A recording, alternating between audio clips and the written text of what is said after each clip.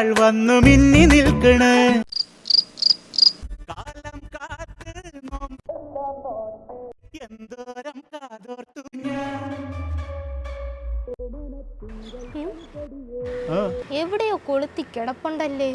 അങ്ങനെയൊന്നുമില്ല. എന്നാലും നീ തുണി വിരിച്ചിട്ട് താഴോട്ട് പറഞ്ഞുതരാം.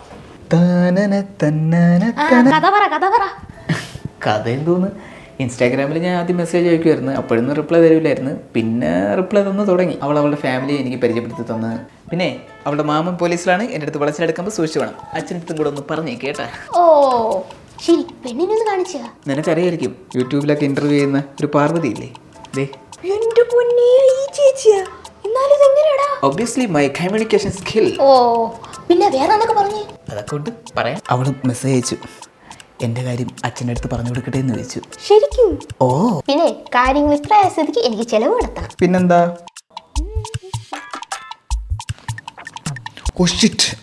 അവളുടെ വീട്ടിൽ എന്തോ സീനുണ്ട്. ഒരു രജിസ്റ്റർ മാരേജിനുള്ള കോൾ കാണുന്നുണ്ട്. ഇനി മെസ്സേജ് അയക്കേണ്ട, ലീഗലി മൂവ് ചെയ്യണമെന്ന്.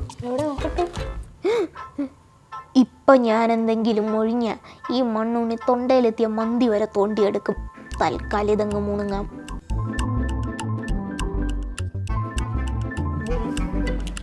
ചേട്ടാ, ഇത് രജിസ്റ്റർ മാരേജ് ചെയ്യാനുള്ള മെസ്സേജ് അല്ല. ചേട്ടാ ഈ മെസ്സേജ് അയച്ചാൽ ലീഗലി മൂവ് ചെയ്യുന്ന ചേച്ചി പറഞ്ഞത്. അതിൻ്റെ അർത്ഥം അതല്ലേ? അല്ല, ആ ചേച്ചി അയച്ച മെസ്സേജും ചേട്ടൻ വായിച്ച ടോണും തമ്മിൽ നല്ല വ്യത്യാസമുണ്ട്. അവൾ എന്നെ ടേക്ക് കെയർ ചെയ്യുന്ന ഒരു വിധമുണ്ട്. ഒരു ദിവസം ഞാൻ നല്ല തലവേദന എടുത്തിരുന്നപ്പോൾ അവൾ എൻ്റെ അടുത്ത് ചോദിക്കുക, നിനക്കെന്താ വയ്യേ, തലയ്ക്ക് സുഖമില്ലെന്ന്. അപ്പം ഞാൻ പറഞ്ഞ് ചെറിയൊരു തലവേദന ഉണ്ടെന്ന്. അതങ്ങനെയല്ല, നിനക്കെന്താ വയ്യേ, തലയ്ക്ക് സുഖമില്ലേ എന്നാണ് ആ ചേച്ചി ചോദിച്ചത്. എനിക്ക് ജോലിയില്ലാത്തത് അവൾക്കൊരു കൺസേൺ ആയി തുടങ്ങി. ഒരിക്കൽ എൻ്റെ അടുത്ത് ചോദിക്കുകയും ചെയ്തു, നിനക്ക് വേറെ പണിയില്ലേന്ന്. അങ്ങനെയാ പിന്നെ എല്ലാ ജോബ് ഇന്റർവ്യൂസിനും പോയി തുടങ്ങിയത്. നിനക്കൊന്നും വേറെ പണിയില്ലേ? അവളുടെ വീട്ടിൽ എന്തെങ്കിലും പ്രശ്നം ഉണ്ടാകുമ്പോഴത്തേക്ക് ഓടി വന്ന് എൻ്റെ അടുത്ത് ചോദിക്കും, കുറച്ച് സമാധാനം തരുമെന്ന്. കുറച്ച് സമാധാനം തരോ? ടോൺ ശ്രദ്ധിക്കണം. എൻ്റെ ബർത്ത്ഡേ അന്ന് എൻ്റെ ഫോട്ടോ ഞാൻ അവൾക്ക് അയച്ചു കൊടുത്തു. അപ്പോൾ അവൾ പറയുക, ഞാൻ ചെരുപ്പ് എടുക്കട്ടെ എന്ന്. ഗിഫ്റ്റായിട്ടായിരിക്കും. ഞാൻ പറഞ്ഞു 8 ലൂണാറെന്ന്. ഇത് എനിക്ക് ഗിഫ്റ്റ് തരാനല്ല, നിന്നെ ചെപ്പ് അടിച്ച് പൊട്ടിക്കാനാണ്. അവൾ എനിക്ക് മെസ്സേജ് അയച്ചു. എന്താ? നിങ്ങളെ രണ്ടുപേരെയും തിരക്കി. ഇവിടെ ഉണ്ട്, TV കാണുക. അന്ന് ചേച്ചി എന്നെ അമ്മയെ തിരക്കിയതല്ല, ചേട്ട ഉമ്മ കൊടുത്തപ്പോ നിന്റെ വീട്ടിൽ അമ്മയും പെങ്ങളും ഇല്ലേ എന്നാണ് ചോദിച്ചിരിക്കുന്നത്.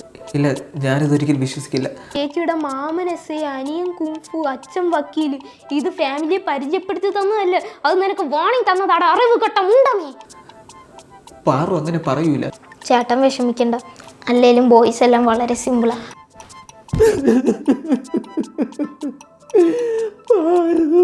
ചേട്ടാ, സിനിമ ഇടാൻ പോണ, കാണണമെങ്കിൽ വാ.